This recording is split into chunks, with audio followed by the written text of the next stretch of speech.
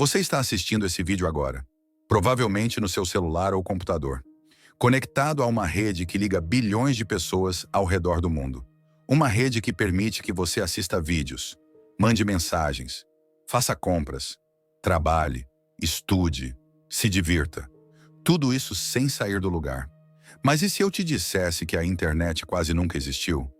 Que em vários momentos da história, decisões erradas, falta de dinheiro e a descrença de pessoas poderosas quase enterraram esse projeto antes mesmo dele nascer? Parece exagero, né? Mas não é. A história que eu vou te contar hoje é cheia de reviravoltas.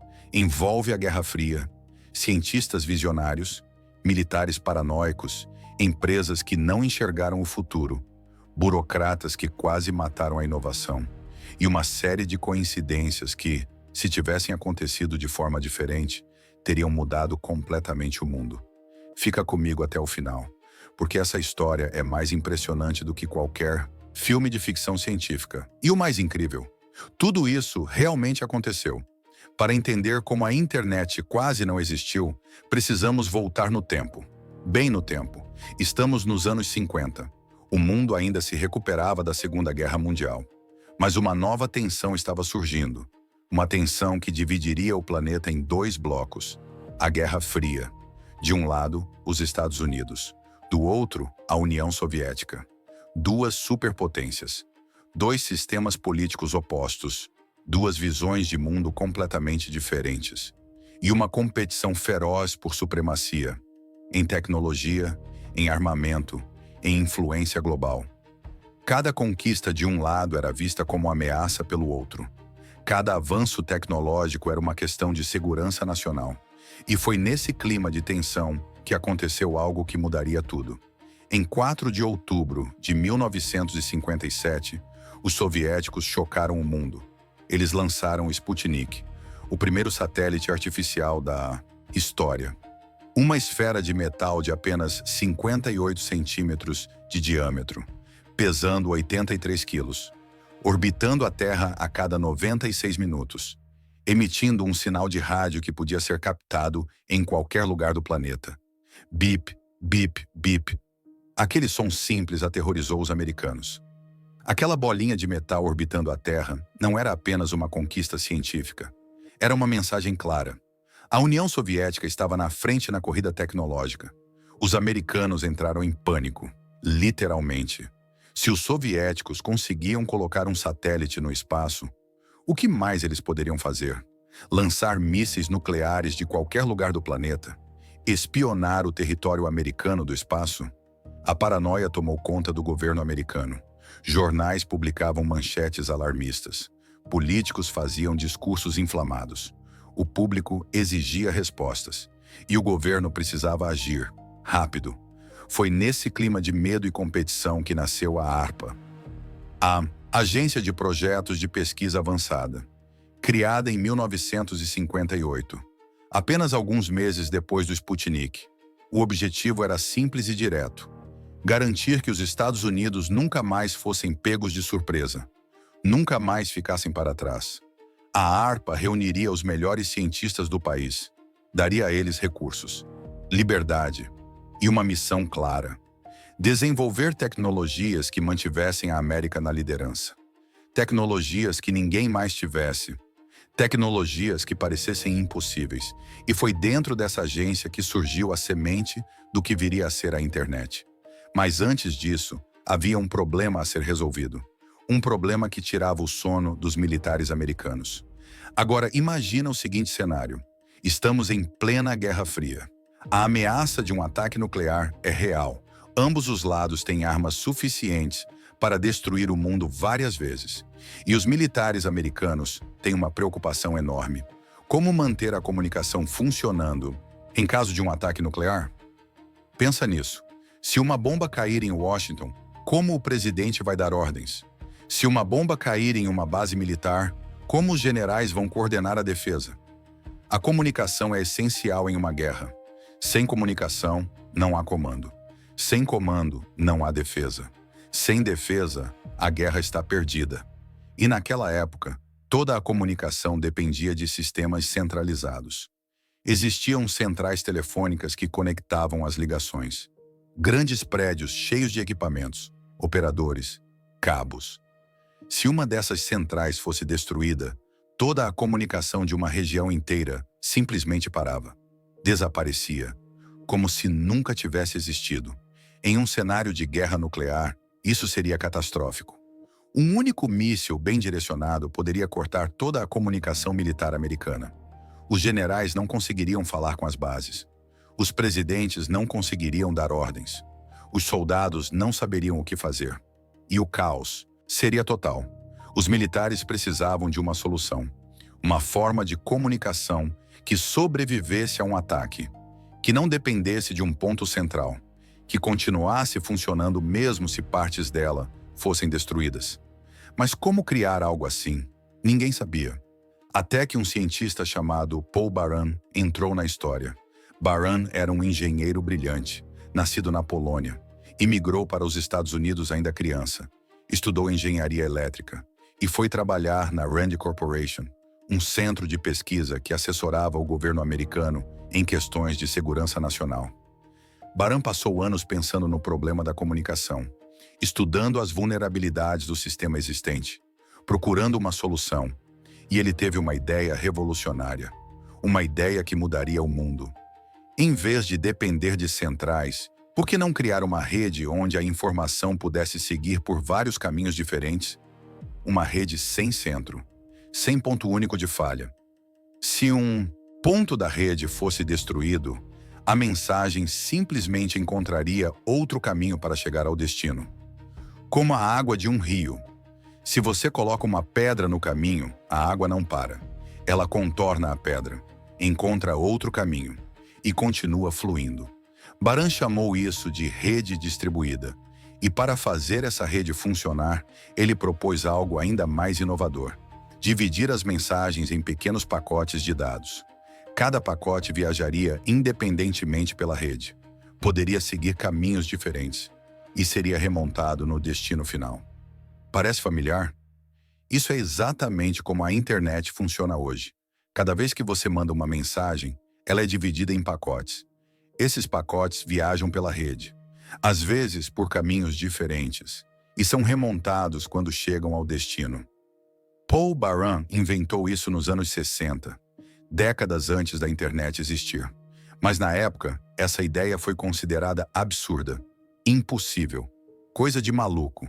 Aqui está o primeiro momento em que a internet quase não existiu. Paul Baran tinha a solução, tinha os planos detalhados, tinha a teoria comprovada, mas precisava de alguém para construir.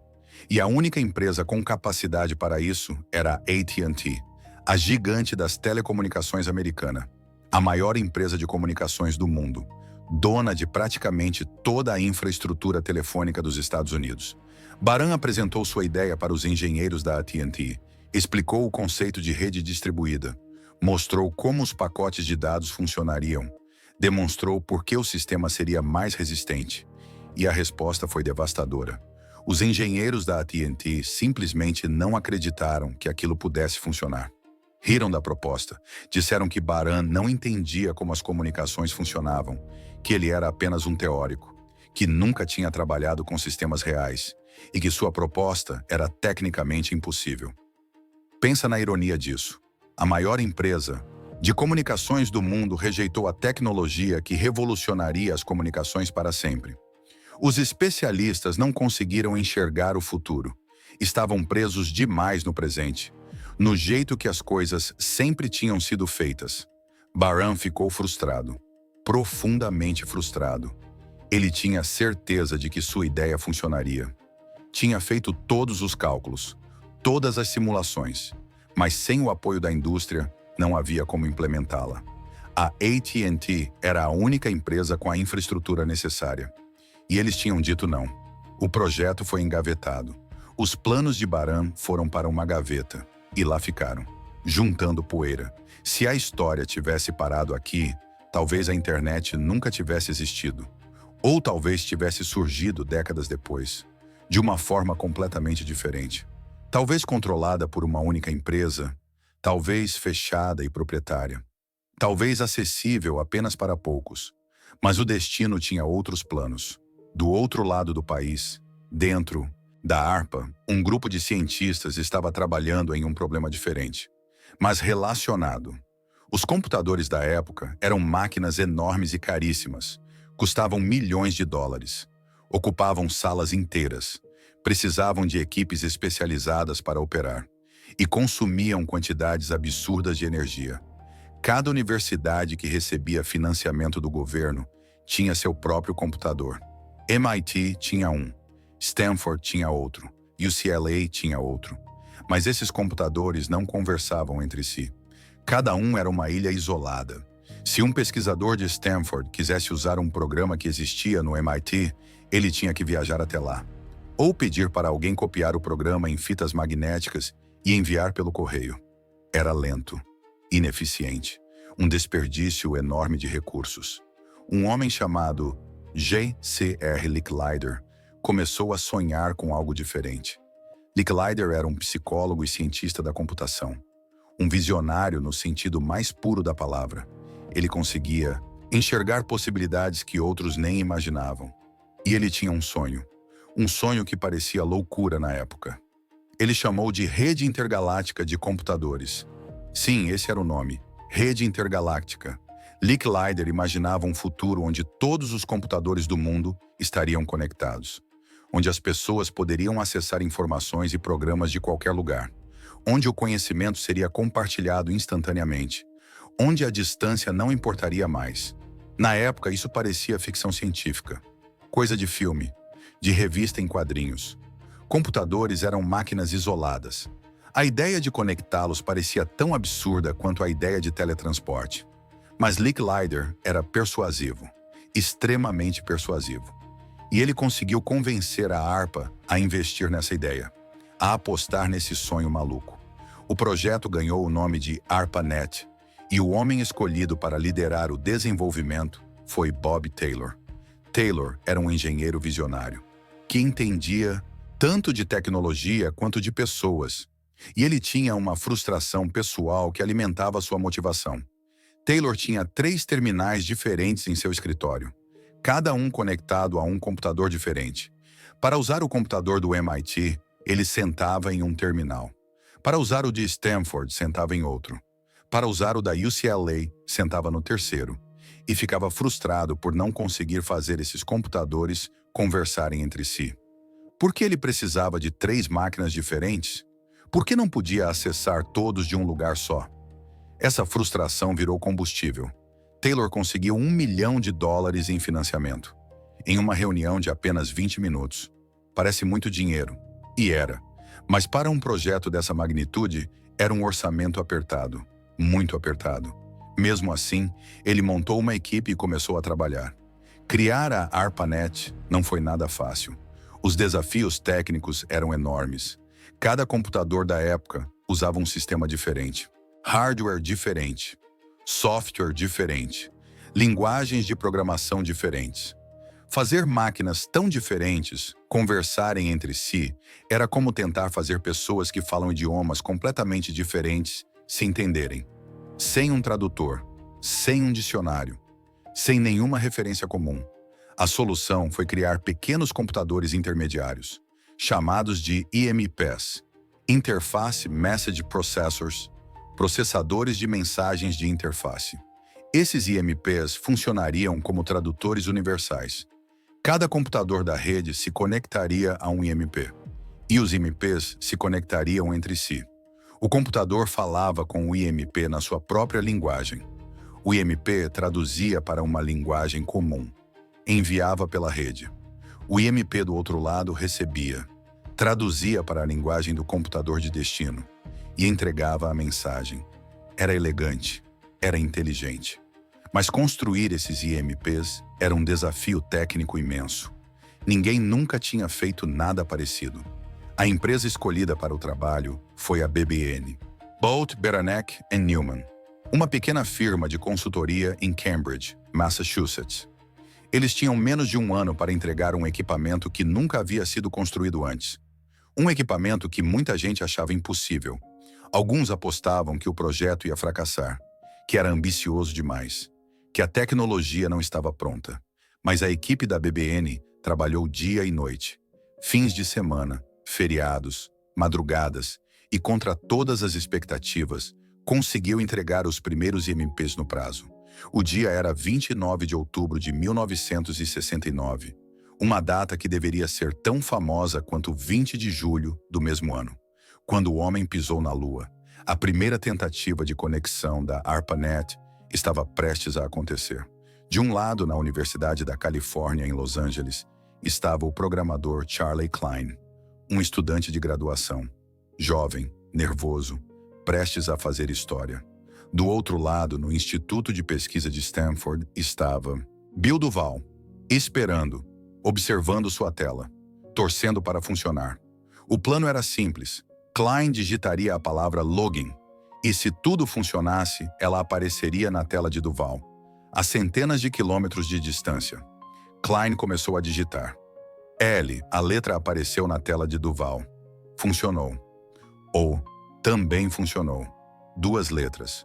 Duas letras tinham viajado centenas de quilômetros, de um computador para outro. Então Klein digitou G e o sistema travou. Crash, tela congelada, conexão perdida. A primeira mensagem enviada pela rede que se tornaria a internet foi LO. Não era exatamente o discurso histórico que todos esperavam. Não era um pequeno passo para o homem. Era apenas LO. Mas uma hora depois, após corrigirem o problema, a conexão foi restabelecida. E a palavra completa foi transmitida com sucesso. Login. A ARPANET estava funcionando. A semente da internet tinha sido plantada. Nos anos seguintes, a ARPANET cresceu. Lentamente no início. Depois, cada vez mais rápido. Mais universidades foram conectadas. Mais centros de pesquisa. Mais cientistas começaram a usar a rede para compartilhar pesquisas e trocar mensagens. E foi aqui que surgiu algo inesperado. Algo que ninguém tinha planejado. Os cientistas começaram a usar a rede não apenas para trabalho, mas para conversar sobre assuntos pessoais, trocar piadas, discutir hobbies, falar sobre filmes, sobre música, sobre a vida. O primeiro grande sucesso da ARPANET não foi uma aplicação científica revolucionária. Não foi uma descoberta que mudou a física. Não foi um avanço na matemática. Foi o e-mail, mensagens pessoais, comunicação humana. As pessoas queriam se conectar, queriam conversar, queriam compartilhar. E a rede permitia isso. Mas o crescimento trouxe novos problemas. A ARPANET usava um protocolo de comunicação chamado NCP, Network Control Protocol, que funcionava bem para uma rede pequena, algumas dezenas de computadores, mas começava a mostrar suas limitações conforme mais máquinas eram adicionadas. O sistema ficava lento, instável, difícil de gerenciar. Além disso, outras redes estavam surgindo ao redor do mundo. Havia redes de rádio, redes de satélite, redes em outros países, cada uma com seu próprio protocolo, sua própria linguagem, seu próprio jeito de funcionar, e nenhuma delas conseguia se comunicar com as outras. Eram ilhas isoladas, arquipélagos digitais. A internet, como conhecemos hoje, quase não existiu, porque essas redes poderiam ter permanecido isoladas para sempre, cada uma funcionando separadamente, sem nunca se conectar. A solução veio de dois cientistas, Vint Cerf e Bob Kahn, dois gênios que entenderam o problema e encontraram a resposta. Eles desenvolveram um novo protocolo de comunicação, chamado TCP/IP, Transmission Control Protocol, Internet Protocol.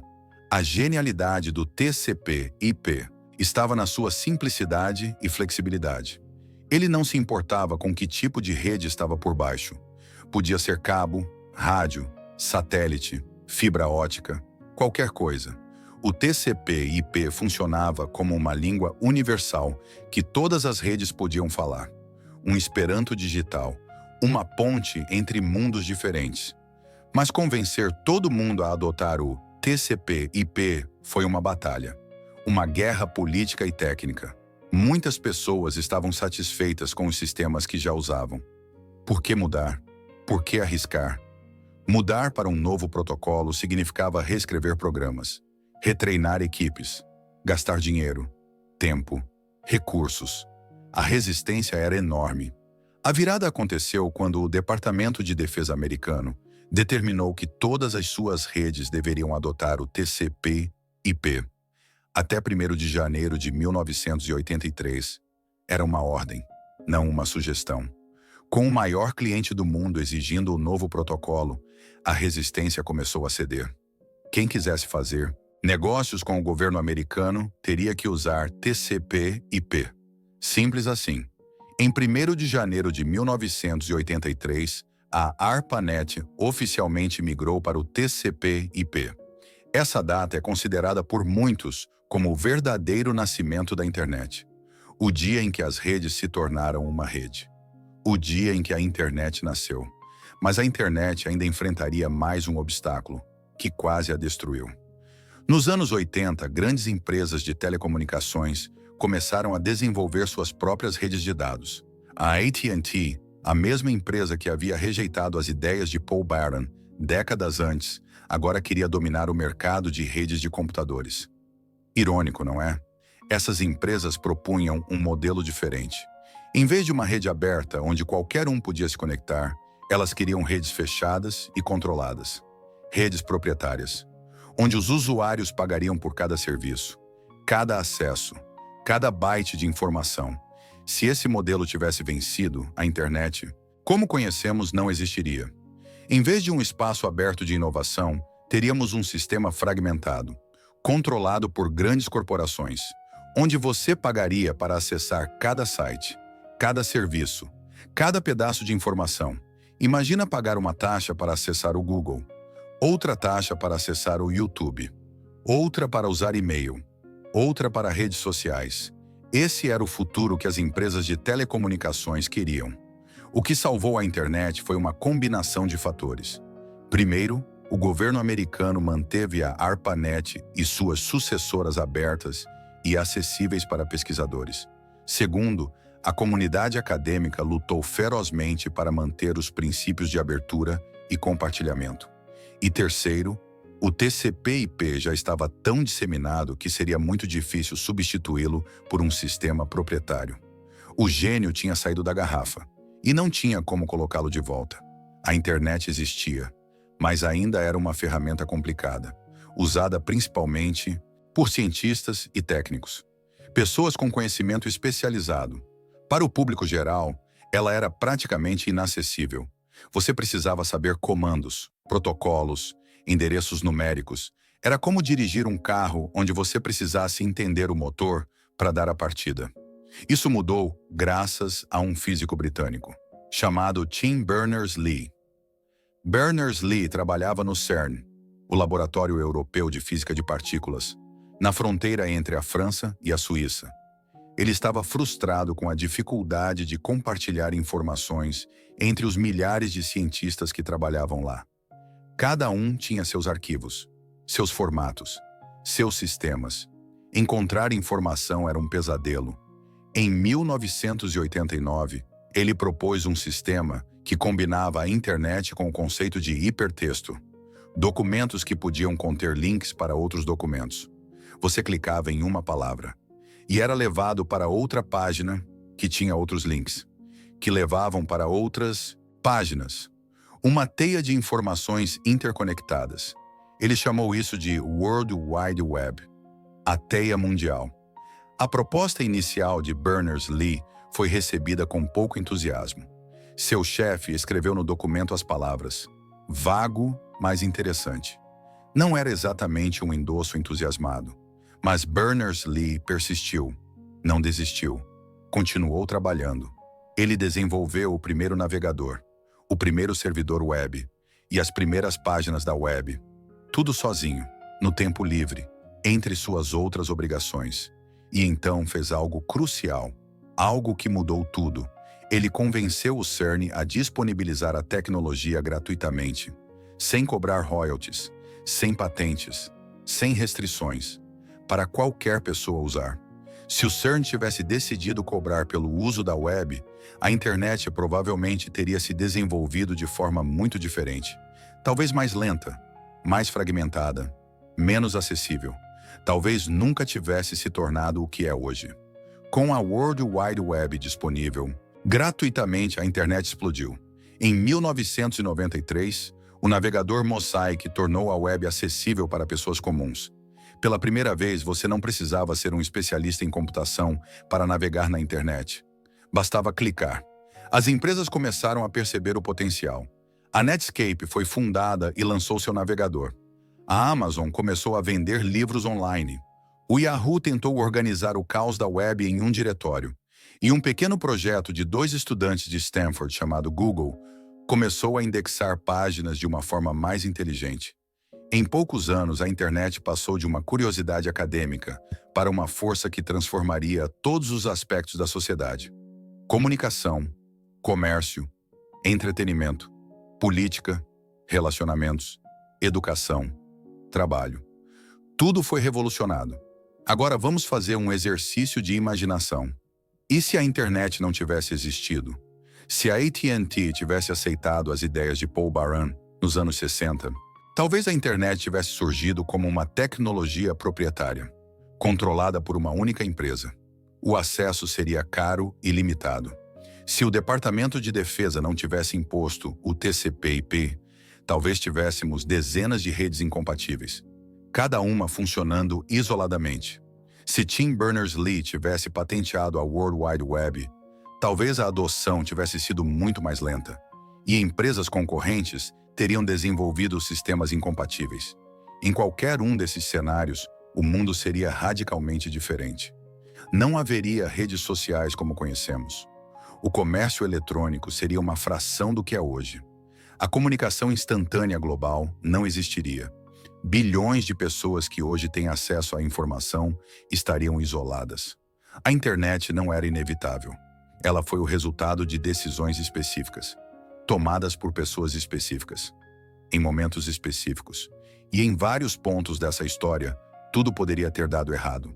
A história da internet é uma história de persistência, de visão e de um pouco de sorte.